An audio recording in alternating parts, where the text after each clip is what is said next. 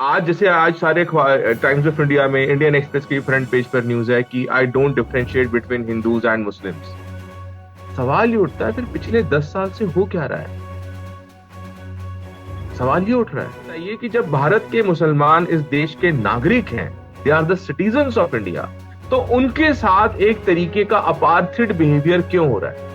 कि अभी 3 हफ्ते पहले तक जो प्रधानमंत्री मंगलसूत्र की बात कर रहा था, जो प्रधानमंत्री ये दावा देकर कह रहा था कि मैं मुसलमानों को आरक्षण नहीं देने दूंगा, जब तक मैं जिंदा हूं मुसलमानों को आरक्षण नहीं मिलेगा, वो अचानक से हिंदू मुस्लिम समन्वय का प्रतीक कैसे बनने लगा। इसका मतलब ये भी है अश्वनी कि ना इस्लाम खतरे में है और ना हिंदुत्व खतरे में है।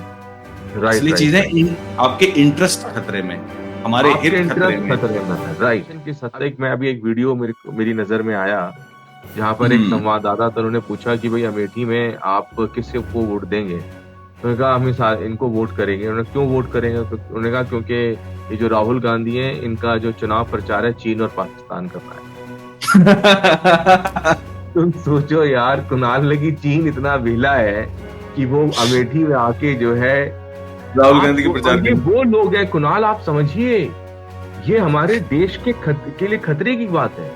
ये सारे पढ़े लिखे लोग हैं, एजुकेटेड लोग हैं, ये बैचलर्स हैं, ग्रेजुएट्स हैं। कुणाल ये कि लोग ओझा और बाबाओं के जाल में कैसे फंसे, क्योंकि पॉलिटिशियंस ने इस बात पर ध्यान ही नहीं दिया कि बगल में हॉस्पिटल खोलना चाहिए था।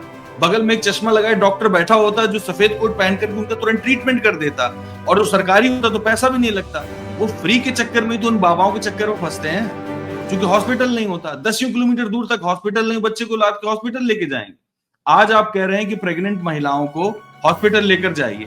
जिन जगहों पर आज भी हॉस्पिटल पास में नहीं है, वहां आज भी डिलीवरी घर पे ही हो रही, चाहे औरत मरे या जिए, उससे क्या फर्क पड़ने वाला। आप बताइए कैसे लेकर जाएंगे? वहां तो एम्बुलेंस भी नहीं पहुंचने वाली। तो आप ये समझिए कि पॉलिटिशियंस की ज्यादा जिम्मेदारी। अगर आप हर जगह स्कूल खोल देते, आसपास हॉस्पिटल खोल देते, एक्सेसिबिलिटी बहुत आसान होती है, और इसके बाद भी लोग अंधविश्वासी बने रहते, तो फिर भी बात समझी जा सकती थी। ऐसा क्लास है, और ये क्लास दुनिया के हर देश में है, जिसके बगल में हॉस्पिटल है, इसके बाद भी वो अंधविश्वासी बना हुआ है। लेकिन मेजॉरिटी ऑफ क्लास की बात चल रही है सुनिए, जिसका लड़का बीमार होगा उसको इससे फर्क नहीं पड़ता है कि ओझा बाबा उसका इलाज करे कि डॉक्टर करे। जो जल्दी कर देगा, सही कर देगा, एश्योरिटी के साथ कर देगा, उससे इलाज करा लेगा वो। एक माँ को क्या फर्क पड़ने वाला है कि बाबा ऐसे ऐसे हिलाए तब इलाज होगा। उन्हें तो लगता है कि बच्चा मेरा बच जाए बस। हाय सुनी। हाय कुणाल, वेलकम। चल रहा है सब? बढ़िया चल रहा है, सब बढ़िया। आज हम लोग फिर से आज के अखबार में हैं, हम दोनों लोग हैं। तो हम लोग किस पर बात करें? इंडियन एक्सप्रेस में जो एक खबर है, the day I do Hindu Muslim I will be unworthy of public life, I will not do it, it's my resolve, prime minister. प्रधानमंत्री कसम खा रहे हैं कि अगर मैंने कभी, जिस दिन मैं हिंदू मुस्लिम करने लगूंगा उस दिन मैं पब्लिक लाइफ के लायक ही नहीं बचूंगा। तो ये मेरी जो कसम है कि मैं ये सब कभी करूंगा ही नहीं। लेकिन हम लोगों को याद होगा ये मंगलसूत्र वाला बयान इनका 3 हफ्ते पहले का ही है, जिसके खिलाफ कांग्रेस और अन्य विपक्षी दल इलेक्शन कमीशन ऑफ इंडिया के पास भी गए थे। तो आप इसको कैसे देखते हैं कि प्रधानमंत्री सच में अपने जो बात कह रहे हैं उस पर अडिग हैं या नहीं? कुणाल, इस सवाल पर सबसे पहले मैं आपका ध्यान आकर्षित करना चाहूंगा। ये दिल्ली से प्रकाशित टाइम्स ऑफ इंडिया है, publish from Delhi. Times of India की सबसे पहली जो न्यूज है फ्रंट पेज पर, वो यही है जो मैं दिखाना चाहूंगा आपको। एक मिनट। सबसे पहली न्यूज भी यही है कि prime minister says I don't do Hindu Muslim. ठीक है, राइट। लेकिन जैसे ही मैं आता हूँ द हिंदू की तरफ आता हूँ, द हिंदू की ये न्यूज नहीं है फ्रंट पेज पर। ये आपने बिल्कुल सही बात पकड़ी। और एक चीज और मैं नोटिस करूंगा कि ये जो इंटरव्यू है, ये ना इंडियन एक्सप्रेस में लिया गया था, ना ही टाइम्स ऑफ इंडिया में लिया गया था, ये लिया गया है न्यूज 18 नेटवर्क पर। ठीक है। अब कुणाल, हमको एक बात समझनी पड़ेगी कि हमारे जो प्रधानमंत्री हैं श्री नरेंद्र मोदी जी, वो भारत के 142 करोड़ लोगों को रिप्रेजेंट करते हैं। 140 करोड़ पीपल के रिप्रेजेंटेटिव है। मैं अपने प्राइम मिनिस्टर को किसी रिलीजन, कास्ट, रीजन, किसी पर्टिकुलर लैंग्वेज, इन किसी भी ये जो डिविजन्स बनी है उनसे ऊपर उठ के देखता हूं। For me, Narendra Modi ji is the prime minister of every Indian. He is our respect, he is our head actually. Right.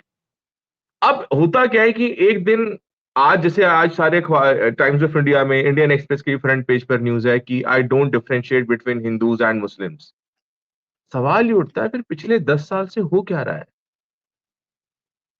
सवाल ये उठ रहा है, पिछले 4-5 दिन में क्या हो रहा था जब प्रधानमंत्री जी ने कहा कि कि ये जो कांग्रेस वाले हैं ये आपका मंगलसूत्र छीन लेंगे और उन लोगों को पैसा दे देंगे जो माइनॉरिटी के लोग हैं, वो क्या हो रहा था? क्या इससे हमें ये समझना चाहिए जो हमारे पॉलिटिकल क्लासेस हैं, जो हमारी पॉलिटिकल क्लास है, रूलिंग एस्टेब्लिशमेंट है, वो ये मानकर बैठी हुई है कि जो भारत का आम नागरिक है वो इन जुमलेबाजी में फंस जाएगा, या उसमें इतनी मैच्योरिटी नहीं है कि जो रियल गेम प्लान है उसको समझ पाए वो? तो ये क्वेश्चन हमें करना चाहिए कुणाल, ये एक बात हमें क्वेश्चन और समझनी भी, चाहिए। एक हाँ, क्वेश्चन हम इसमें और कर सकते हैं अश्विन। और एक मिनट, और कुणाल दूसरी बात मैं कहूंगा, एक तरीके से मुझे ऐसा लगता है कि कहीं ना कहीं ये जो स्टेटमेंट है, ये कहीं ना कहीं एक डिफ्रैक्शन क्रिएट कर रहा है कि संघ की आइडियोलॉजी क्या है, भाजपा की आइडियोलॉजी क्या है, प्रधानमंत्री व्यक्तिगत रूप पर क्या सोचते हैं, राइट? आप इलेक्शन जीतने के लिए आप क्या स्ट्रैटेजी अडॉप्ट करते हैं, जब आप सरकार में आ जाते हैं तो आपकी स्ट्रैटेजी क्या होती है? तो इन सारी चीजों में कहीं ना कहीं बहुत ही एक पैराडॉक्स क्रिएट हो रहा है, एक कॉन्फ्लिक्ट क्रिएट हो रहा है। क्योंकि आप देखिएगा, कोई भी डिपार्टमेंट हो, कोई भी, और यहां तो भारत के प्रधानमंत्री हैं, अगर भारत के प्रधानमंत्री ये बात कहते हैं साहब कि हम हिंदू मुस्लिम में भेद नहीं करते, तो फिर हमारा सवाल ये है कि सर, आप ही की सरकार के अंदर, आप ही की सरकार के बहुत ऐसे मंत्री, सांसद, विधायक जिन्होंने बहुत ही आपत्तिजनक बयान दिए हैं, तो उनके खिलाफ एक्शन क्यों नहीं हुआ? क्यों आज हमारे देश के लोकतंत्र के महोत्सव को, जिसको आप चुनाव कहते हैं, जैसे आज मैं सुबह आपसे बात कर रहा था कुणाल, तो आपने एक बहुत अच्छा स्टेटमेंट दिया था, ये डेमोक्रेसी का मतलब इलेक्शन नहीं है। Election, democracy is not just confined to election, democracy is not election, election is the feature of democracy. But democracy in itself is a very big comprehensive concept here. Democracy means equality. Democracy gives equal participation. तो आप मुझे बताइए कि जब भारत के मुसलमान इस देश के नागरिक हैं, they are the citizens of India, तो उनके साथ एक तरीके का अपार्थिड बिहेवियर क्यों हो रहा है? जब हमारे सामने, या तो भाई, अगर आपकी सरकार है तो आप एक सिस्टमैटिक स्टडी कराइए, आप स्वयं एक कमेटी स्टैब्लिश कीजिए कि क्यों, लेट अस, हम इस टॉपिक को सीरियसली लेते हैं और हम फिगर आउट करते हैं कि भारत के मुसलमानों का जो सोशल इकोनॉमिक डेवलपमेंट है वो किस लेवल पर हुआ है पिछले 75 सालों में। मैं तो मोदी जी की बात को समर्थन कर रहा हूं कि अपीसमेंट पॉलिसी बिल्कुल नहीं होनी चाहिए, रिलीजन के नाम पे अपीसमेंट नहीं होना चाहिए। I do agree and I'm a supporter of on this particular statement of our prime minister.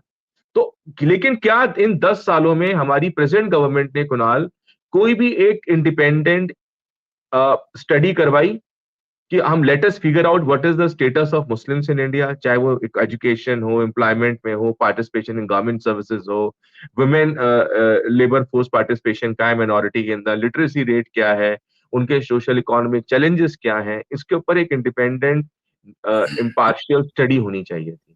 ताकि अगर अगर जो हमारे पास एट प्रेजेंट जो डेटा है, चाहे डेटा है जो एनएफएचएस का डेटा है, सच्चर कमेटी रिपोर्ट हमारे सामने है, उसके आधार पर हम ये कह सकते हैं कि Muslims are very much backward. और जब वो बैकवर्ड हैं, जब वो एक मेन स्ट्रीम से पीछे रह गए हैं कुणाल, तो हमें नहीं लगता कि गवर्नमेंट को इनिशिएटिव लेना चाहिए उनको आगे लाने का, ताकि वो मेन स्ट्रीम सोसाइटी में आए? क्या ये सरकार की जिम्मेदारी नहीं बनती? बिल्कुल सवाल ये, बिल्कुल जवाब। और एक तरफ, और मैं भारत की जनता को भी ये कहना चाहूंगा, आपको शायद एक ऐसे ही एक बयान में आपको और बताना चाहता हूँ कुणाल, आपको याद होगा जब इसराइल ने गाजा पे अटैक किया था, राइट? हम्म। तो जितने भी जो फॉलोअर्स थे उन्होंने एकदम ट्विटर को जबरदस्त तरीके से ट्रोल करना शुरू कर दिया, अरे बहुत बढ़िया हो गया, इसराइल ने हमला कर दिया, हमास के ऊपर अटैक हो गया है, गाजा पे अटैक हो गया है। कि आपको हैरानी होगी, नेतान्याहू के इतने सपोर्टर इसराइल में मिलेंगे जितने इंडिया के अंदर थे, राइट? सही है। सही बात। और आपको ये बात हैरानी होगी, लेकिन उसी के बाद सबसे पहला जो कंडेम किया उस अटैक को, वो भारत ने किया। भारत ने कंडेम किया, भारत ने कहा कि हम नहीं चाहते हैं किसी भी सिचुएशन का सोल्यूशन वायलेंस नहीं होता, आप अक्रॉस द टेबल बैठिए, उसका रास्ता निकालिए। जब गाजा के सिविल हॉस्पिटल पे अटैक किया गया, our prime minister was the first prime minister across the world who condemned this attack. तो हमको ये बात समझनी पड़ेगी कि हमारी जो, चाहे वो हमारी विदेश नीति हो, हमारी राष्ट्रीय नीति हो, हमारे इंटरनेशनल अफेयर्स हो, डोमेस्टिक अफेयर्स हो, उन दोनों के अंदर क्या होना चाहिए? एक समन्वय होना चाहिए, एक कोहेरेंस होना चाहिए उसके अंदर। एक तरफ आप ये कहते हैं कि मुसलमान को मैं आरक्षण नहीं दूंगा, एक तरफ आप कहते हैं मैं हिंदू मुस्लिम नहीं करूंगा। तो मुझे लगता है कि भारत के प्रधानमंत्री को सामने आके स्वयं अपनी इस बात को क्लियर रखना चाहिए 140 करोड़ लोगों के आगे, कि उनकी नियत क्या है, कि ये देश कैसे चलेगा, क्या ये देश की धर्म की राजनीति करेगा। और उन्होंने, जबकि हमारे प्रधानमंत्री जब 2014 का इलेक्शन आपको याद होगा कुणाल, 2019 का इलेक्शन याद होगा, उन्होंने कहा था सबका साथ सबका विकास। तो सबके साथ सबके विकास में क्या मुसलमान माइनॉरिटीज इस विकास में नहीं आते हैं? क्या अल्पसंख्यकों का कोई हक नहीं है इस देश की संपदा के ऊपर? ये सवाल है।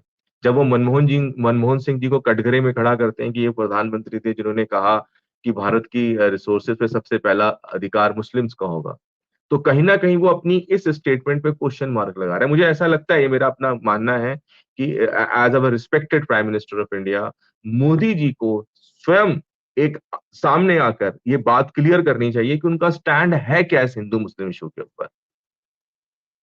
उन्होंने तो अपना स्टैंड क्लियर कर दिया अश्विनी। आप इसमें हमें एक चीज समझने की जरूरत है। हो सकता है कि आप इस खबर में ये बात समझ पा रहे हो कि अभी 3 हफ्ते पहले तक जो प्रधानमंत्री मंगलसूत्र की बात कर रहा था, जो प्रधानमंत्री ये दावा देकर कह रहा था कि मैं मुसलमानों को आरक्षण नहीं देने दूंगा, जब तक मैं जिंदा हूं मुसलमानों को आरक्षण नहीं मिलेगा, वो अचानक से हिंदू मुस्लिम समन्वय का प्रतीक कैसे बनने लगा।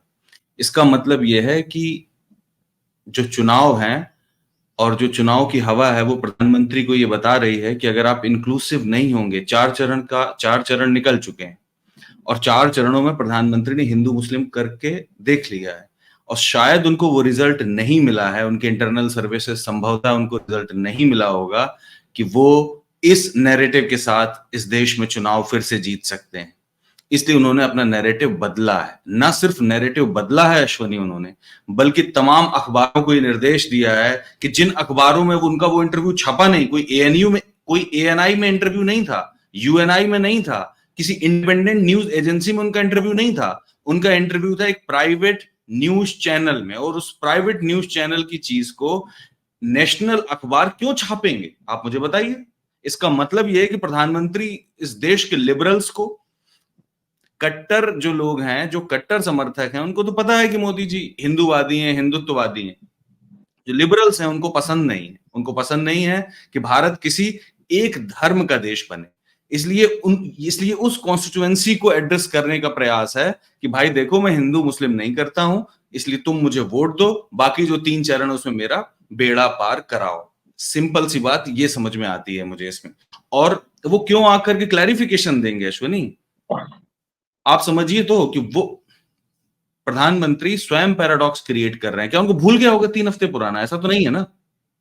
क्या लगता है आपको, भूल गए हैं वो? नहीं नहीं, बिल्कुल सही कह रहे हैं। मुझे मैं आपकी बात से कुछ हद तक सहमत हूँ, हो सकता है, क्योंकि यही इस देश की खूबी है। हमारे जो संविधान निर्माता थे उन्होंने बड़ा सिस्टमैटिकली, वो जानते थे इस देश में विविधता है, डाइवर्सिटी है, और डेमोक्रेसी इज द, जैसे प्रताप भानु मेहता कहते हैं, democracy is the burden of numbers actually. और नंबर्स तभी आएंगे जब सब लोग इंक्लूसिवली आपको वोट करेंगे। हो सकता है आपकी बात बिल्कुल सही हो, आपका एनालिसिस सही हो, कि पिछले 3 चरणों में जिस तरीके की भाषा का प्रयोग किया गया, जिस तरीके का स्टैंड लिया गया, जिस तरीके से पोलराइजेशन ऑफ इंडियन वोटर्स को करने की कोशिश की गई, तो आज कहीं ना कहीं ये बात कह के, जो एक लिबरल तबका है भारत का, जो पढ़ा लिखा समाज है, जो प्रधानमंत्री से बहुत ज्यादा उपेक्षा करता है, जो उसकी बहुत ज्यादा एक्सपेक्टेशन है, कि मैं अच्छा, कोशिश तो करता हूँ हिंदी की, मैं हिंदी के अच्छे शब्द यूज करूँ, अगर कहीं कुछ कोई इधर उधर हो जाए तो प्लीज वेव नहीं नहीं, कोई वेव बात नहीं, थोड़ा अपेक्षा अपेक्षा, सॉरी जी फॉर, हाँ। हाँ, राइट। हाँ, तो जी जी। ये एक्सपेक्टेशन है उनकी कि जब ये उस तरीके की बात सुनेंगे तो कह सकते हैं यार, prime minister of India is changing his stand, he stands for liberal values and India is for the liberal values actually. अब ये भी हो सकता है कि ये एक इलेक्ट्रॉल गिमिक हो यार ये, बट ये कि आने वाले समय में अश्विनी देखना पड़ेगा हमको। अश्विनी प्राइम मिनिस्टर की जो पोस्ट है वो 360 डिग्री में घूमने वाली कोई व्हील चेयर नहीं है। ये कॉन्स्टिट्यूशनल पोजीशन है जिसको उनको फॉलो करना चाहिए। ऐसा नहीं होता है कि वो आज आए और इसके बाद उन्होंने स्टैंड बदल दिया, घूम रहे हैं लगातार, कभी हिंदू मुस्लिम करेंगे, कभी सिर्फ मुस्लिम, कभी सिर्फ हिंदुओं के पक्ष में खड़े हो जाएंगे। ऐसा थोड़ा ना होता, वो राइट कोई राइट राइट। व्हील चेयर में थोड़ा ना बैठे। अच्छा, एक खबर है, इस पर ध्यान देने की जरूरत है। Retired Indian army officer killed in attack on UN vehicle in Gaza Rafah. हाँ रफा में जी। अभी हम लोगों की कुछ दिन पहले बातचीत हुई थी कि रफा में इन्वेड करने वाला है इजराइल, कह रहा है कि और लास्ट वेट कर बेसन दिया ऑफ। उन्होंने। हाँ हाँ हाँ, इन्वेड कर दिया। तो इसमें यूएन पीस कीपिंग फोर्स में भारत के कर्नल, जो रिटायर्ड कर्नल हैं, काले, 46 इयर्स एज के, वो उस हमले में मारे गए। मतलब इसका मतलब ये हुआ कि यूएन पीस कीपिंग फोर्स की जो गाड़ियां हैं उस पर हमला किया इजराइल ने और उसमें मारे गए। ठीक है, तो इसमें यूएन ने अपना अफसोस जताया, यूएन सेक्रेटरी जनरल ने। पर मैंने 2-3 अखबारों में पढ़ने की कोशिश की और मुझे ये नहीं कहीं दिखा कि इसमें भारत सरकार के विदेश मंत्रालय ने या प्रधानमंत्री ने या किसी एक भी व्यक्ति ने अफसोस जताया। मुझे कहीं मिला नहीं, मतलब मिला कहीं हो तो मुझे नहीं मालूम। मैंने इंडियन एक्सप्रेस में देखा, मैंने हिंदू में देखा, मैंने जनसत्ता में देखा, मुझे कहीं किसी भारतीय अधिकारी, भारतीय नेता का बयान नहीं मिला। अश्विनी, क्या ये डिजर्व नहीं करते थे कि इस पर इजराइल की आलोचना की जाती? इस पर तो इजराइल की आलोचना करनी चाहिए थी। बिल्कुल, ये बात आप बिल्कुल सही कह रहे हैं। मैं भी अखबारों में, आज के अखबारों में यही खंगाल रहा था कि भारत सरकार का कोई स्टैंड हो उसके ऊपर, और भारत के विदेश मंत्री को उसके ऊपर एक स्टैंड लेना चाहिए था कि हमारे जो डिफेंस ऑफिसर हैं मिस्टर काले, हम्म। he is killed in action in Rafah, and he was a part of the United Nations peacekeeping force. And I think hmm. that government should build a pressure. Government को pressure build करना चाहिए Israel के ऊपर यार। कहीं ना कहीं government हमारा भारत क्यों, मुझे लगता है कि इसराइल जिस तरीके का काम कर रहा है, क्योंकि आपको समझना पड़ेगा यहाँ पर इसराइल की डोमेस्टिक पॉलिटिक्स क्या है कुणाल, कि वहां पे हम्म। बेंजामिन नेतन्याहू है। अब Benjamin Netanyahu due to judicial reforms case already कटघरे में खड़े हुए हैं लोकतांत्रिक मुद्दों के ऊपर, राइट। वहां पे सब हम्म। बहुत जनता उनके खिलाफ है। तो अब वो क्या कर रहे हैं, वो बहुत ज्यादा एक एग्रेसिव पोस्चर दिखा के दोबारा से पावर में आने की कोशिश कर रहे हैं, राइट। तो इसीलिए उन्होंने जो है गाजा के बाद राफेल पे अटैक किया, और इस अटैक में अब ये हो रहा है कि यूएन पीस कीपिंग फोर्सेस के जो ऑफिसर्स हैं वो भी they are also getting killed. तो मेरे ख्याल से ये अंतरराष्ट्रीय मुद्दा बनना चाहिए, और इसके ऊपर यूनाइटेड नेशंस के जो सेक्रेटरी जनरल हैं उनको आगे आना चाहिए था। भारत सरकार को दबाव बनाना चाहिए था कि हमारा एक भारतीय, एक भाई हमारे मोदी जी तो कहते हैं इस बात को कि बाहर भारतीय की जान बहुत कीमती है, राइट। तो यहाँ पर मेरे ख्याल से prime minister of India should come forward, our ministry should come forward and raise this issue at international level. और ये चीज मिसिंग आज कहीं ना कहीं हमारे अखबारों के अंदर कि भारत हाँ, सरकार का नहीं क्या है, स्टैंड रहा। कहीं नहीं है। मैंने सोचा कि हो सकता है कि बहुत लेट आया हो तो किसी को प्रतिक्रिया का मौका नहीं मिला हो, पर हम्म। प्रतिक्रिया देने के लिए ट्विटर है आज के जमाने में। आप ट्विटर पर प्रतिक्रिया दे देते तो अखबार छाप देते कि आपको बुरा लगा है कि आपके देश का कर्नल वहां मारा गया है और आपको आलोचना करनी चाहिए इजराइल की। दूसरी एक एग्जैक्टली बात और एग्जैक्टली। है, हम थोड़ी देर के लिए इजराइल और इसमें हमास वाले मुद्दे पर और रुकेंगे। मैंने आज ही पढ़ा अश्विनी की रफा में ऑलरेडी लगभग 13 लाख रिफ्यूजी थे, जो गजा के तमाम एरियाज से, जो जब हमला कर रहा था इसराइल तो गजा के तमाम एरियाज से उनको ला करके वहां रफा में रखा गया था, 13 लाख लोगों को। जब ये एंटर किए अंदर तो लगभग 4.5 लाख लोगों को वहां से भागना पड़ा। आप इमेजिन कर सकते हैं कि साढ़े कि चार किस लाख लोग लेवल की, कि आपको समझना पड़ेगा किस लेवल की ह्यूमन कैजुअलिटीज, ह्यूमन ट्रेजेडी आज हम 2024 के टाइम में देख रहे हैं। देख रहे हैं। बिल्कुल, आप और इमेजिन आपको कर याद सकते हैं होगा कि हिटलर कैसा आदमी 1945 का रहा होगा। यूनाइटेड नेशन का सेशन जिसमें ये प्रॉमिस किया गया था कि हम ऐसी सिचुएशन दोबारा दुनिया में नहीं होने देंगे। नहीं होने देंगे, बिल्कुल। लेकिन आज ये हमारे सामने 2024 में हो रही है, और अभी हमने जस्ट 2-3 साल पहले कोविड का पेंडेमिक देखा है हमने। जिस मुझे कई बार तरीके ऐसा से लगता है कुणाल यार, कई बार ऐसा लगता है मेरे को कुणाल, कि हम्म, जो हमारी इंसानी समझ है वो कहीं ना कहीं बहुत छोटी होती जा रही है। हाँ, कहीं ये ना तो कहीं सही। ये मैं फील करता हूँ। जैसे आज की एक न्यूज थी, कि आज अखबार में न्यूज है कि भाई बॉम्बे के अंदर जो है बिलबोर्ड नीचे गिर गया और 8-10 लोग मारे गए। हम्म। कि- और एक तरफ हम सपना देख रहे हैं भारत में, जब भारत जो है विश्व गुरु बनेगा, एक बिलबोर्ड नीचे गिर गया, इलीगल बिलबोर्ड्स लग जाते हैं, और मतलब कि कोई अकाउंटेबिलिटी नहीं हो पा रही है। यूनाइटेड नेशंस इतनी बड़ी ऑर्गेनाइजेशन, हेडक्वार्टर्स है, पर आज डेवलप्ड वर्ल्ड पूरा देख रहा है कि गाजा में क्या हो रहा है, राफेल में क्या हो रहा है, सॉरी गाजा में, राफा में क्या हो रहा है, और कोई इस पे अपने पॉलिटिकल वेस्टेड इंटरेस्ट इतने अहम हो गए हैं कि इंसानी जीवन की वैल्यू ही नहीं है कोई यार। नहीं है अश्विनी, और एक चीज और मैं आपको बताऊं, जरा पावर और बैलेंस हमारे को यहाँ पर तो ये हो रहा है कि हमने इस त्रासदी में भी धर्म को ढूंढ लिया है हमने यार। हाँ, धर्म को ढूंढ लिया। ये आपके ही पास जो वो है डासना है, डासने का जो जो पंडा बना घूम रहा है, क्या नाम उसका, हम्म नरसिंहानंद स्वामी, ठीक है। हम्म हम्म वो जो है हिंदुओं का आह्वान कर रहा था कि यहाँ से चलें इजराइल, और वहां हम्म जो हमास के खिलाफ लड़ेंगे। हम उनको यहाँ से वो फौज बना के ले जाना चाह रहा था। अच्छा, इसमें हाँ एक चीज और है, मतलब हम लोगों ने वर्ल्ड हिस्ट्री पढ़ी है, आपको नहीं लगता, आप कभी तस्वीरें देखते हो इंटरनेट में, आपको नहीं लगता कि ये वही याद जो एनसीईआरटी में हमको एक आध तस्वीरें दिख जाती थी गैस हाँ चैम्बर में मारे हुए लोगों की, सैकड़ों की संख्या में स्केलेटन मिलते थे, हजारों की संख्या में, वही आपको हम्म। आज फिर से दिख रहा है। हाँ इक्कीसवीं बिल्कुल। शताब्दी आप देखिए इक्कीसवीं ना, शताब्दी गाजा के लगभग एक 500 गाजा, साल होने वाले। आप देखिए कुणाल की गाजा एक जीवंत शहर था, लाइफ सिटी थी, आज वो एकदम जिसे कहते हैं ना हॉरिजॉन्टल हो गई है।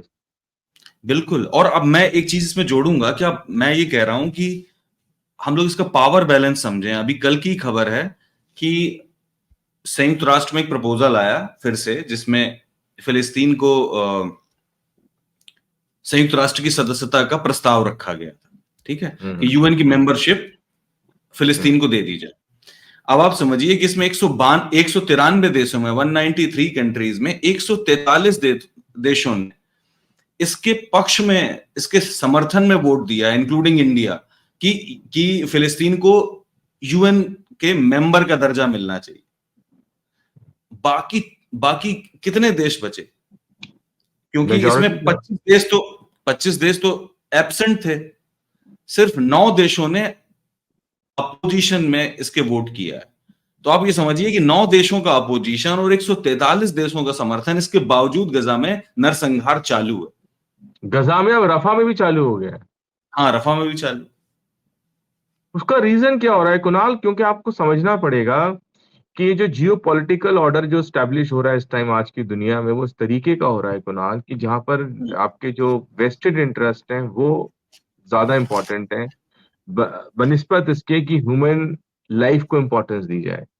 इसराइल पैलेस्तीन का ये जो कॉन्फ्लिक्ट है, ये रिजॉल्व हो सकता है अगर पूरी world, across world community decide कर ले कि भाई हमको इस प्रॉब्लम को रिजॉल्व करना है। लेकिन वो जो रिजॉल्व करने की जो एक कंटेंशन होती है वही मिसिंग है।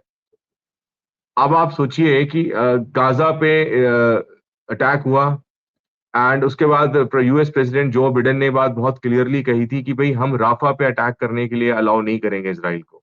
लेकिन इसराइल ने हाँ। अमेरिका की भी नहीं सुनी है और राफा में घुस हम्म। गया। सवाल ये उठ रहा है। इवन आपको हैरानी होगी कुणाल, आप इस चीज का पैराडॉक्स देखिए कि पैलेस्तीन के मुद्दे को लेके जो मिडिल ईस्ट कंट्रीज हैं, बिकॉज अक्रॉस द वर्ल्ड वो देयर भी आर बटी हुई है, 52, वो भी बटी हुई हैं कुणाल। वो भी बटी हुई। सही बात है। सोच के देखो आप।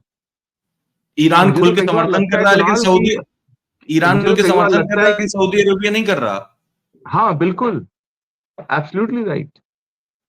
अच्छा, यूएई का स्टैंड अलग है पैलेस्तीन के ऊपर, यूएई बिकमिंग हाँ क्लोजर टू इसराइल। हाँ हाँ हाँ, बिल्कुल। और ये सारी मुस्लिम कंट्रीज हैं।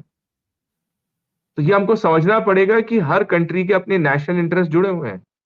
उनको इस बात से कोई लेना देना नहीं है कि वहां पे लाखों लोग मारे जा रहे हैं, हजार लोग मारे जा रहे हैं। It is immaterial for them, their national vested interest are more important. तो मुझे तो आज बेसिकली भी इससे लगता है कुणाल कि कई बार ऐसा लगता है कि मार्क्स आज भी प्रासंगिक है यार। आज भी मार्क्स की वो बात याद आती है कि religion is nothing but opium of lower classes. आज यही हो रहा है, रिलीजन इज। और आज हमारे यहाँ पर क्या हो रहा है, हम पैलेस्तीन को, इसराइल को एक रिलीजियस एंगल से देखते हैं।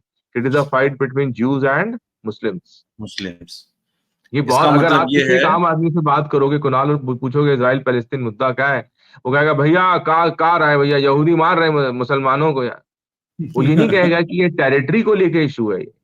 सही ये बात। अपने देश के की टेरिटरी को, जोग्राफिकल मैटर है। ये हम्म। हमें कहीं ना कहीं कुणाल अ, और सोचिए ये सारी चीजें 2024 में हो रही हैं। 2024 में हो रहे हैं। इसका मतलब ये भी है अश्वनी कि ना इस्लाम खतरे में है और ना हिंदुत्व खतरे में है। राइट असली राइट चीजें राइट। आपके इंटरेस्ट खतरे में है, हमारे आपके हित खतरे इंटरेस्ट में है। खतरे में है, राइट। अब यूएई मुस्लिम कंट्री है, लेकिन वो फुल सपोर्ट में बिल्कुल नहीं आ रहा है पैलेस्तीन की। आप यूएई का बिल्कुल। स्टैंड देख लीजिए, आप सऊदी अरेबिया का स्टैंड देख लीजिए। तो ये खुद हमें बताता है कि कहीं ना कहीं जो मेजर वर्ल्ड पावर्स हैं, उनके अपने वेस्टेड इंटरेस्ट हैं, और उसका रिजल्ट ये पैलेस्तीन और इसराइल का कॉन्फ्लिक्ट हो रहा है। अच्छा, इसराइल का कॉन्फ्लिक्ट भी इसलिए हो रहा है कि बेजबान नेतान्याहू जो है, जो वहां पर वो उस टाइम वीक पोजीशन पर अपनी पोजीशन को पॉलिटिकली कंसोलिडेट करना चाह रहे हैं। और हम्म, कंसोलिडेशन का सबसे आसान रास्ता है, as you know, hyper nationalism. Hyper nationalism कैसे एक्शन में आएगा? आप राफा पे अटैक कर दो, तो एक परसेंटेज ऑफ पॉपुलेशन है जो चाहती है पैलेस्तीन को बिल्कुल खत्म कर दिया जाए, and entire Palestine will be a part of Israel. So that is what how things are unfolding in that region. Actually, I think that the major powers of the world should take cognizance of this matter. They should come forward and force Israel and Palestine to resolve this problem in an amicable, peaceful manner. And I guess, देखो कुणाल, मेरा ही अपना मानना है कि आप कितनी लड़ाई लड़ लीजिए, आप इंडिया को देख लीजिए, इंडिया 4 बार पाकिस्तान से हमारा कॉन्फ्लिक्ट हो चुका है। At the end of a day आप you have to sit across the table, आप कुछ मैं भी कर आपको एक लीजिए। चीज बताऊं, सुनिए, हाँ। एक चीज आपके साथ शेयर करना चाहता हूँ। हम्म। मुझे ऐसा लगता है कि जियो पॉलिटिक्स में जो जो कंडेम करना होता है वो एक टेक्नोलॉजी है, और एक्शन लेना उस टेक्नोलॉजी का एप्लीकेशन है। तो कंडेम एप्लीकेशन। हाँ, कंडेम बहुत सारे देश करते हैं। जैसे आपने कहा ना, पहले India was the first country जिसने कंडेम कर दिया था। कंडेम करने के बाद क्या मिला? उससे क्या हुआ?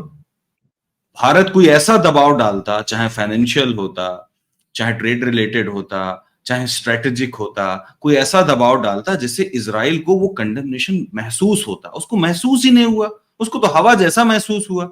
हवा गुजर गई पास से। यही यूएस वाले के साथ हुआ है। राइट। यूएस ने उसको चेतावनी दी, लेकिन यूएस ने कोई एक्शन नहीं लिया। अगर यूएस कोई एक्शन लेता है तो बात समझ में आती कि हाँ, वो जो कंडेम कर रहा है उसका कोई एप्लीकेशन भी है।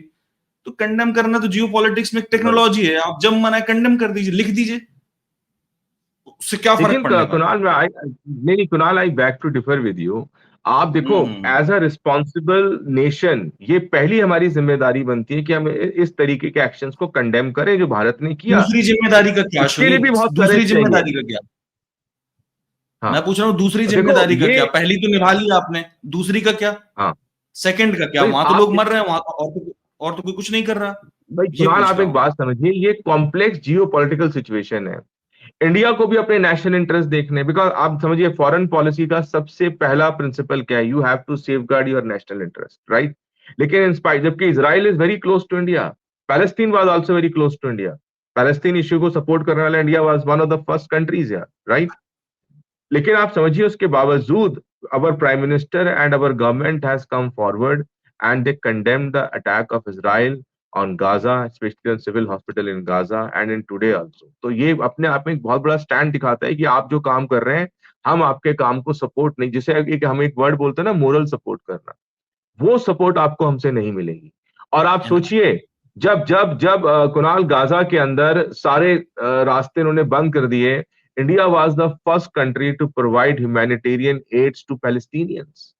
ये भी आप समझिए हमारा सेकंड स्टेप था कि हमने कंडेम किया और हमने ह्यूमैनिटेरियन असिस्टेंस प्रोवाइड किया पैलेस्तीन को। और बंद कर इसराइल दिया को, ना। हाँ, इसराइल ने गेट्स बंद कर दिए चारों तरफ के। यूएस की एड भी नहीं पहुंच पा रही है, भारत की एड भी नहीं पहुंच पा रही। यही तो मैं कह रहा हूं, फर्स्ट स्टेप के बाद अगर आप सेकंड स्टेप नहीं रखेंगे तो होगा क्या कि आपने फर्स्ट स्टेप तो पूरा कर लिया। अब आप सोचिए जरा, भारत जैसे देशों के साथ क्या है। आपकी बात सही है, भारत जैसे देशों के साथ क्या है। 70 साल का यहाँ पर एक फॉरेन पॉलिसी का इतिहास है। कोई ऐसा नहीं 5-7 सालों का इतिहास होगा। 70 ईयर्स का जो है हमारा इतिहास है फॉरेन पॉलिसी का, इंटरनेशनल रिलेशंस का। हमें उसको फॉलो करना होता है, ये उसी का फॉलो अप है। हम एक्शन क्या लेने वाले हैं इस पर है। एक्शन का मतलब ये नहीं कि हम जाके बमबारी करना शुरू कर दें। एक्शन का मतलब ये कि हम कम से कम एक हाँ मिनिमम दबाव, हाँ, ये तो कुणाल मोरल आप से उसका आगे एक्शन बढ़कर। देखिए ना। आप कुणाल, आप जी। देखो एक्शन लिया ना यूनाइटेड नेशंस में, भारत सरकार ने किसको सपोर्ट किया? पैलेस्तीन को सपोर्ट किया हमने। हमने पैलेस्तीन मेंबरशिप के लिए हम खड़े हुए कुणाल, तो ये हमने एक्शन लिया ना, अपनी विजन हमने बताई। That is what I want to say Kunal. ठीक है अश्विनी। एक खबर इसमें है कि भारत के प्रधानमंत्री ने वाराणसी से पर्चा भर दिया। खैर ये खबर तो नहीं है, लेकिन फिर भी खबर इसमें यह है कि प्रधानमंत्री जब 10 साल पहले बनारस पहुंचे थे तो उन्होंने कहा था कि ना मैं आया हूं ना मुझे बुलाया है, मुझे गंगा माँ ने बुलाया है। गंगा माँ के बेटा बन के आए थे वो। और हाँ हाँ। जयराम रमेश ने उनके ऊपर उनसे सवाल पूछा है कि गंगा माँ का बेटा 20,000 करोड़ रुपए खर्च कर चुका है गंगा के ऊपर, साफ सफाई क्यों नहीं हुई गंगा की? तो इसका कोई जवाब हाँ, नहीं है उनके पास। राम तेरी दूसरी बात गंगा ये मैं नहीं भी रह है, गई, right.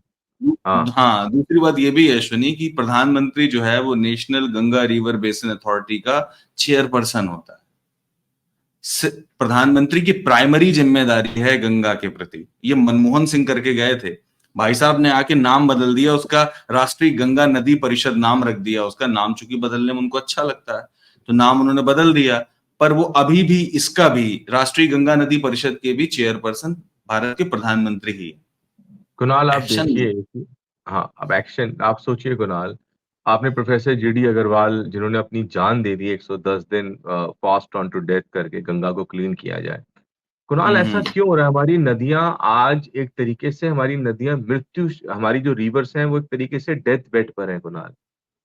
And hmm they required urgent action by the establishment.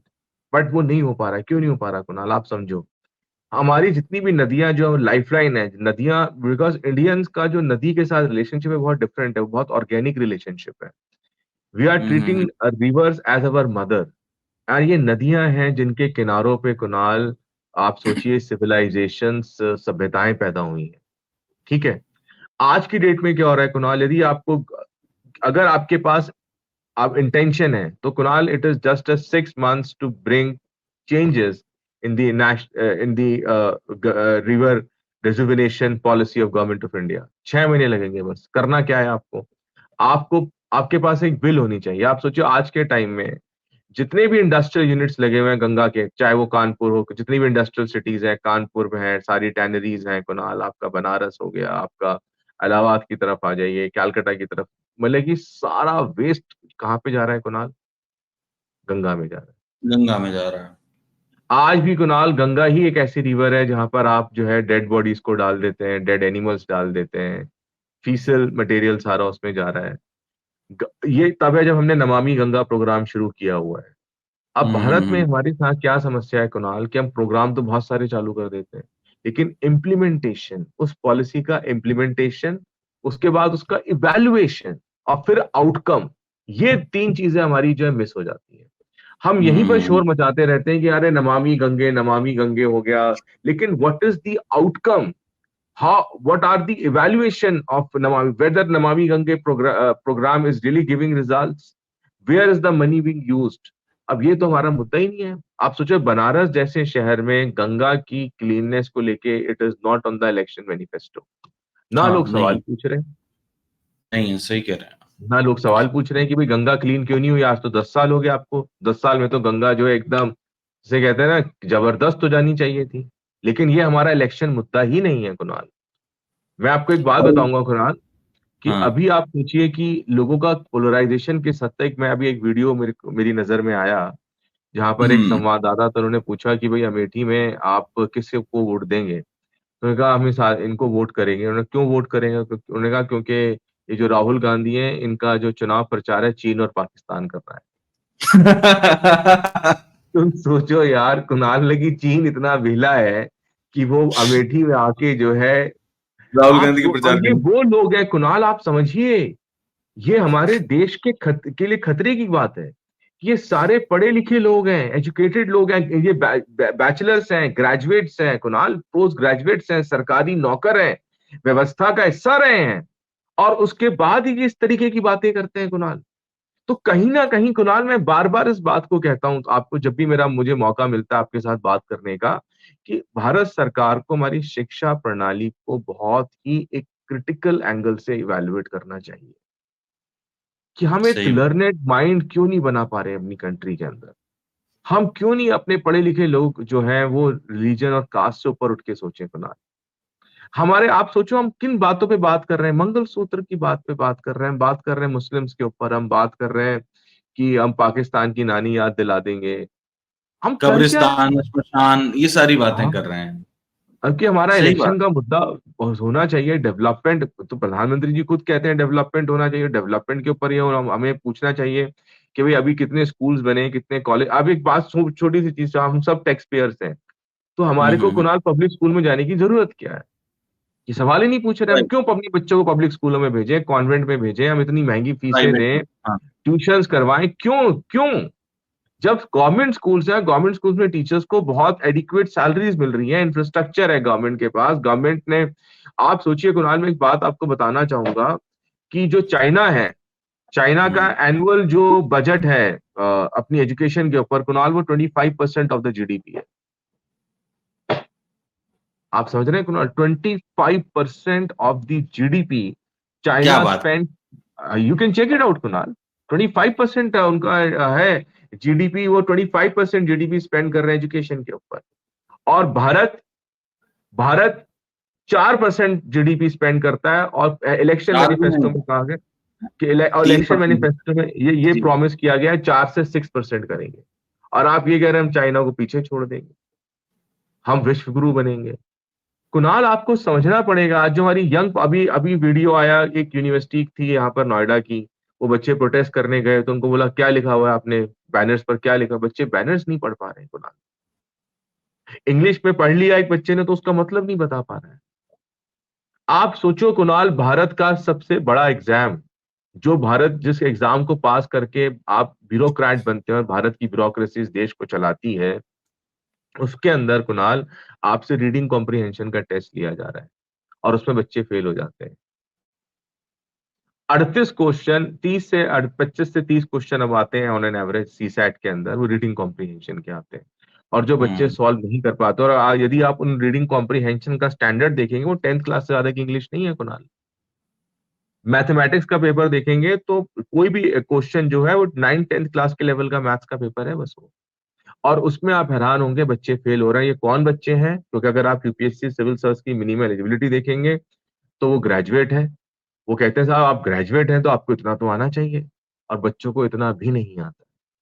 I think ये मुद्दे होने चाहिए हमारे इलेक्शन के अंदर। अनफॉर्चुनेटली मुद्दे हैं ही नहीं। यूपीएससी में पहुंचने से पहले तो हम ये देख लें कि जो एसर रिपोर्ट है, एएसईआर की रिपोर्ट है, उसमें वो बता रहे हैं कि जो बच्चे कक्षा 5 में पहुंच चुके हैं वो हम्म। कक्षा 3 के जो मैथमेटिक्स है उसको सॉल्व नहीं कर पाते हैं, उसके नहीं कर पा। हाँ समझ ही नहीं पा रहे हैं वो, और वो पूरा पैराग्राफ नहीं पढ़ पाते हैं अच्छे से। जो क्लास 5 में पहुंच गए हैं गवर्नमेंट स्कूल के बच्चे, वो क्लास 3 और कुणाल आप पैराग्राफ। सोचिए कि हमारे संविधान में बात लिखी हुई है, हमारे की फंडामेंटल ड्यूटीज में ये लिखा गया है, it is the duty of every citizen of this country to develop scientific temperament. ये लिखा है नहीं लिखा है कुणाल? लिखा हुआ है। और हो क्या रहा है? सबसे ज्यादा बाबा हमारे देश में, बाबा कल्चर, राइट और सबसे रॉन्ग। ज्यादा सही बात। आप चले जाओ, हस्तरेखा देख के आपका भविष्य बता देंगे। सबसे ज्यादा चीजें ये भारत के अंदर है कुणाल। आज भी अगर आप हस्तरेखा देख के बिहार, सुनो, आप सुनो तो हस्तरेखा देख के बता रहे हैं, और सुनो ये भी बता रहे हैं पॉइंट देख करके भी, आप यहाँ दबाओ तो किडनी का रोग ठीक हो जाएगा, यहाँ हाँ दबाओगे तो हार्ट डिजीज ठीक हो जाएगी। यहाँ कोई नहीं दबा रहा है, यहाँ दबाए तो शायद कुछ ठीक भी हो। हाँ, पता नहीं सोचो क्या आप। चल रहा है। Exactly exactly. तो और आप हैरान होंगे कुणाल, जो भारत का अभी जैसे अगर आप रील्स देखें तो मैक्सिमम रील्स में आजकल ये ट्रेंड चल गया है। बहुत सारे लोग आ रहे हैं, वो कह रहे हैं कि अगर आपके घर में पैसा नहीं है तो आप हाथ पे ये नंबर लिख लो, राइट? आप ये शब्द है, इसको आप बोलो, ये इसको बार बार आप रिपीट करो तो आप। लेकिन आप सोचिए, आप लोगों का दिमाग एक साइंटिफिक टेम्परामेंट की जगह कहाँ ले जा रहे हैं कुणाल। बिल्कुल सही बात कह रहे हैं आप अश्विनी। मैं बीच में आपको रोक करके पहले हम लोग ये साइंटिफिक टेम्परामेंट को ही आगे बढ़ाएंगे। मैं ये गंगा के कंटेक्स्ट में एक बात और आपके साथ शेयर करना चाहता हूं कि अभी हाल में क्या हुआ था कि देश की 7 आईआईटीज ने मिलकर एक संघ बनाया, और उस संघ ने ये चिंता जाहिर की कि गंगा की स्थिति खराब है, इसलिए हम एक प्लान बनाते हैं।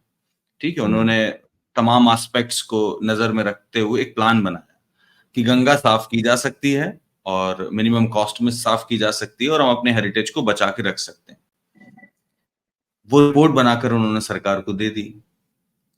तो जो सरकार मिशन गंगा प्रोजेक्ट जो पहले चल रहा था कांग्रेस के कार्यकाल में, उसका नाम बदल के नमामि गंगा तो कर दिया उन्होंने, लेकिन इस हम्म। रिपोर्ट पर कुछ भी नहीं किया, बैठी हुई। जबकि ये प्रधानमंत्री नरेंद्र मोदी की जिम्मेदारी थी कि एनजीबीआरए का चेयरमैन होने के नाते उनको इस रिपोर्ट को टेकअप करना चाहिए था और एक्शन लेना चाहिए, लेकिन बिल्कुल। उन्होंने एक्शन नहीं लिया। राइट। खैर कोई बात नहीं। अब गंगा माँ ही देखेंगी अपने गंगा माँ के बेटे को, हम लोग इसमें कुछ नहीं कर सकते। दूसरी बात यह है अश्विनी कि रेशनैलिटी और शिक्षा और अंधविश्वास को लेकर के हमें इस खबर को जरूर ध्यान में रखना चाहिए कि जो दाभोलकर हत्याकांड हुआ था 2013 में, उसके जो एक्यूज्ड थे उनमें से 2 को सजा मिल गई है, 2 को छोड़ दिया गया है। जो और वो भी मास्टरमाइंड थे उनको छोड़ दिया गया है। हाँ, मास्टरमाइंड छोड़ दिया, जिन्होंने एग्जीक्यूट किया था उनको ही वो पकड़ा लपेटे गया। में आ गए हैं। हाँ, हाँ, वो लपेटे में। और जो मास्टरमाइंड थे वो गौरी लंकेश के हत्या में भी शामिल थे। वो भी गौरी लंकेश रेशनलिस्ट थी महिला, और वो भी इन लोगों के खिलाफ लिखती रहती थी, खासकर इनकी जो धार्मिक असभ्यता है उसको लेकर के। तो आप राइट। इसमें कुछ बताना चाहेंगे लोगों को? कुणाल देखो, आप एक बात समझनी पड़ेगी। एक तो हमारे को समझ में नहीं आ पा रहा है कि हम किस समाज की संरचना करना चाहते हैं। हम ऐसा समाज बनाना चाहते हैं जो रिलीजियस ऑर्थोडॉक्सी को प्रमोट कर रहा है, कंजर्वेटिज्म को प्रमोट कर रहा है, या हम उस समाज की संरचना करना चाहते हैं जहां पर ह्यूमन लाइफ की इंपॉर्टेंस हो, जहां पर रेशनैलिटी का मतलब क्या होता है कुणाल, पहले हमको ये समझना पड़ेगा। रेशनैलिटी हम्म। का मतलब है जो लॉजिक से ड्रिवन है, जो रैशनल है, जो फैक्ट के ऊपर बेस्ड है, जो डेटा पर बेस्ड बात करते हैं। मेरे पास डेटा बेस्ड नॉलेज है, मेरे पास फैक्ट है, मेरे पास मैं उसका एनालिसिस कर सकता हूँ, वो रेशनैलिटी है कुणाल। ऑब्जेक्टिविटी का लोगों को आप हैरान हो जाएंगे कुणाल। मैं लेक्चर दे रहा था एक जगह, तो वहां पे मैं हम्म। एड्रेस कर रहा था पोस्ट ग्रेजुएट स्टूडेंट्स को। तो आप सोचिएगा हम्म। हमारे यहाँ पोस्ट ग्रेजुएट स्टूडेंट्स को ये पता ही नहीं है कुणाल कि हम्म। ऑब्जेक्टिविटी का मतलब क्या होता है। आप सोचो कुणाल, स्थिति ये है। और हम ये, क्योंकि मुझे ऐसा लगता है मेरे लिए सबसे पायस जो बुक है वो कॉन्स्टिट्यूशन ऑफ इंडिया है कुणाल।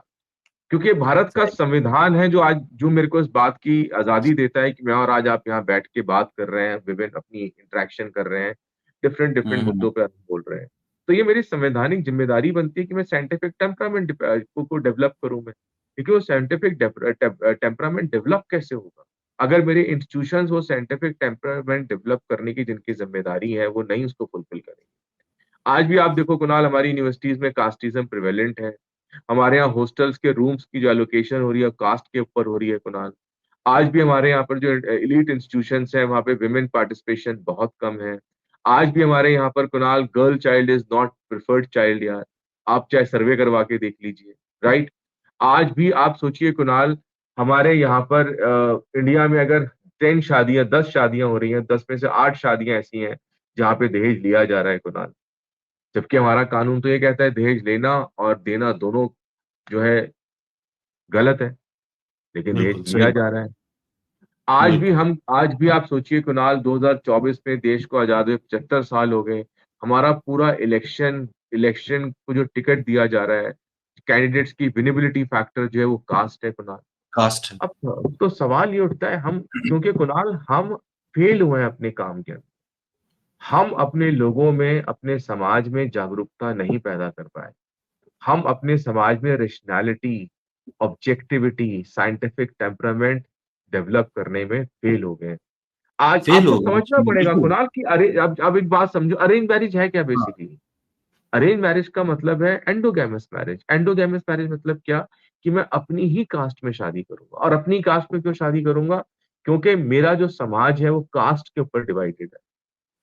आप समझो मुझे क्या करना है, purity of blood. If I am Rajput, I want to marry only a Rajput girl because I feel my Rajput blood is much more purer in comparison to the blood of any other person coming from any other caste. और ये सारा thought process कहां से शुरू होता है, when you are driven by your subjective thinking, you are driven by your preconceived notions, your stereotypes आपके बने हुए। ये रीजन है।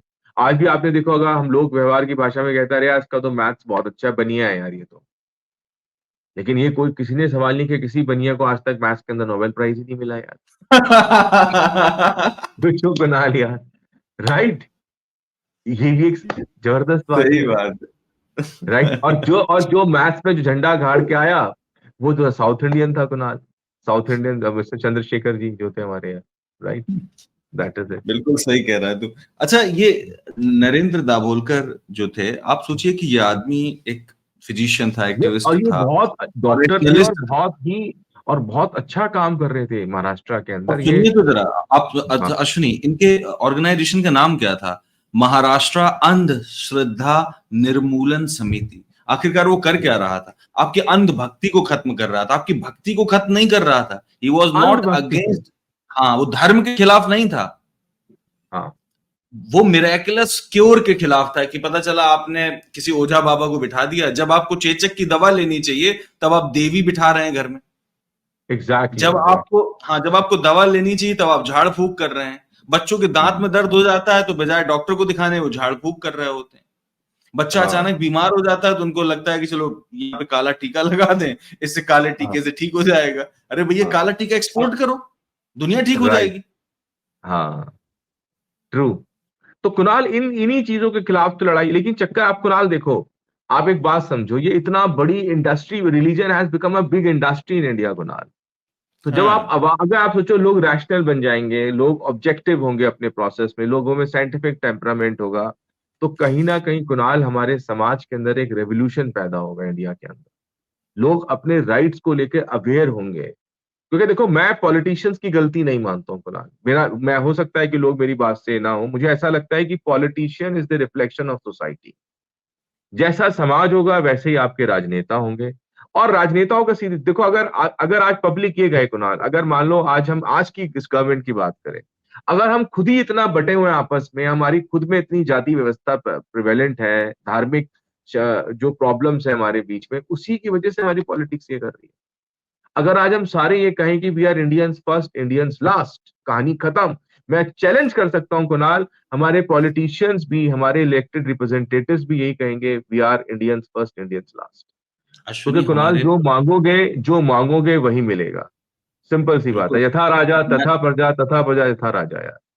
पर मैं आपकी बात से बिल्कुल सहमत नहीं हूँ, इसलिए इसलिए हाँ, सहमत नहीं हूँ क्योंकि मुझे लगता है कि अगर मुझे स्कूल चाहिए तो मैं अपना स्कूल हाँ, बना नहीं सकता, मुझे सरकार से हाँ। स्कूल चाहिए। मुझे अगर लेकिन मुझे स्कूल चाहिए ही नहीं ना कुणाल, आई बैक टू नहीं डिफर विद यू। नहीं मुझे नहीं नहीं स्कूल नहीं नहीं चाहिए ही नहीं, नहीं। आप मेरी हाँ, बात तो सुनिए, मैं आपको बताता हूँ। ऐसी तमाम जगह हैं जहां पर सालों तक स्कूल की जो डिस्टेंस है, जो मेन बस्ती है, वहां से कई किलोमीटर दूर थी अश्वनी। हम्म, दूसरी बात यह कि लोग ओझा और बाबाओं के जाल में कैसे फंसे? क्योंकि पॉलिटिशियंस ने इस बात पर ध्यान ही नहीं दिया कि बगल में हॉस्पिटल खोलना चाहिए था। बगल में एक चश्मा लगाए डॉक्टर बैठा होता जो सफेद कोट पहन करके उनका तुरंत ट्रीटमेंट कर देता, और वो सरकारी होता तो पैसा भी नहीं लगता। वो फ्री के चक्कर में तो उन बाबाओं के चक्कर में फंसते हैं, क्योंकि हॉस्पिटल नहीं होता। 10 किलोमीटर दूर तक हॉस्पिटल नहीं, बच्चे को लाद के हॉस्पिटल लेके जाएंगे।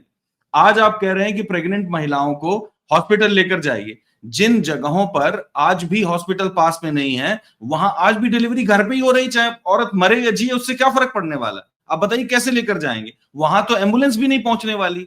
तो आप ये समझिए कि पॉलिटिशियंस की ज्यादा जिम्मेदारी। अगर आप हर जगह स्कूल खोल देते, आसपास हॉस्पिटल खोल देते, एक्सेसिबिलिटी बहुत आसान होती है, और इसके बाद भी लोग अंधविश्वासी बने रहते, तो फिर भी बात समझी जा सकती थी। ऐसा क्लास है, और ये क्लास दुनिया के हर देश में है, जिसके बगल में हॉस्पिटल है, इसके बाद भी वो अंधविश्वासी बना हुआ है। लेकिन मेजॉरिटी ऑफ क्लास की बात चल रही है अश्विनी। जिसका लड़का बीमार होगा उसको इससे फर्क नहीं पड़ता है कि ओझा बाबा उसका इलाज करे कि डॉक्टर करे। जो जल्दी कर देगा, सही कर देगा, एश्योरिटी के साथ कर देगा, उससे इलाज करा लेगा वो। एक माँ को क्या फर्क हाँ पड़ने वाला है कि बाबा ऐसे ऐसे हिलाए तब इलाज होगा? उन्हें तो लगता है कि बच्चा मेरा बच जाए बस। कुणाल, यही बात तो है, तभी तो हम ये कहते हैं कि टेक्नोलॉजिकल ट्रांसफॉर्मेशन से ज्यादा जरूरी है सोशल ट्रांसफॉर्मेशन। कि हमने, आज हम्म। हम स्मार्टफोन पर आ गए, लैपटॉप पर आ गए, आईपैड पर आ गए, आज हमारे यहाँ मेट्रो चल रही है, लेकिन अगर हम अपने समाज की हालत देखें तो हमारा समाज आज भी बहुत बैकवर्ड है। Indian society is a backward society. आप सोचिए कुणाल, जो इंडिया का मिडिल क्लास तबका है, जब वो रिलीजन और कास्ट लाइंस पर इतना डिफ्रेक्टेड है, what do you expect from the rural India? आप सोचिए, जितने भी आपको मिलेंगे बाबा वाबाओं के पास जाने वाले, ज्यादातर ये पढ़े लिखे लोग ही हैं। क्योंकि चक्कर क्या है कुणाल, हमारे अंदर सोशल ट्रांसफॉर्मेशन नहीं हो रहा है कुणाल, जिसकी वजह से टेक्नोलॉजी को इसलिए हम एक बात बोलते हैं कि इंडियन मोडर्निटी इज वेरी सिलेक्टिव मोडर्निटी। जहां हमें मॉडर्न बनना होता है मॉडर्न बन जाते हैं, जहां पर हमें बैकवर्ड बनना होता है बैकवर्ड रह जाते हैं कुणाल। हमारे यहाँ पर आज भी कुणाल क्या हो रहा है, हम मॉडर्न क्या बने कि हमने शादियों में डीजे बजवाना शुरू कर दिया। हमारी शादियां अब जो है बैंक्वेट हॉल्स में हो रही हैं, पहले तंबू लगा करते थे, राइट और रॉन्ग। लेकिन हो क्या, तो वही रहा है कि आज भी हम अपनी शादियां जो है जन्म कुंडली मिला के ही करवा रहे हैं कुणाल जी। सही बात है। दैट इज बिल्कुल द सही। पॉइंट। बिल्कुल सही बात। तो इसका मतलब ये हुआ कि जितने भी नरेंद्र दाभोलकर हैं वो आने वाले समय में भी मारे जाते रहेंगे, अगर नहीं नहीं हमने नहीं, ये अपनी नारे आदत नहीं। नहीं, देखो नरेंद्र दाभोलकर भी वही काम कर रहे थे जो हम बोल रहे हैं कुणाल, जो आप बोल रहे हैं, कि वो समाज के अंदर एक सोशल ट्रांसफॉर्मेशन करने की कोशिश कर रहे थे, लोगों को समझाने की कोशिश कर रहे थे कि आपकी मुक्ति आपके अपने हाथ में है, वो किसी बाबा के ऊपर डिपेंड नहीं है। दैट इज, इसलिए सही उनकी बात। ऑर्गेनाइजेशन का नाम था ये अंधभक्ति के खिलाफ लड़ाई करना। क्योंकि देखो अगर अंधश्रद्धा। सोसाइटी, एग्जैक्टली, अंध, राइट। बिल्कुल। ठीक है अश्वनी, अपनी बातचीत यहीं ओके, बंद करते हैं, आज थैंक यू काफी वेरी मच लंबा। कुणाल।